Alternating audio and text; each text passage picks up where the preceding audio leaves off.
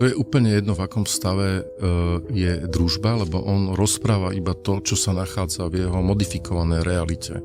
Veď tam evidentne vidíme posun akoby, že v schopnosti chápať realitu, schopnosť ako vnímať, čo sa v skutočnosti deje, neschopnosť reflektovať vlastne dramaticky sa zhoršujúcu životnú úroveň na Slovensku a táto akoby, že kognitívna neschopnosť sa prenáša vlastne aj na vyhodnocovanie medzinárodných vzťahov.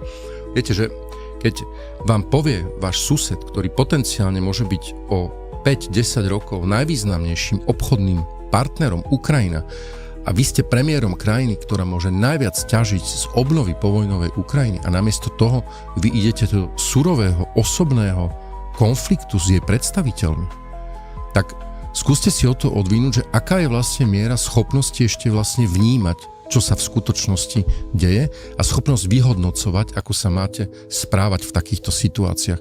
Ukrajinci 5. rok bránia svoju integritu teritoriálnu.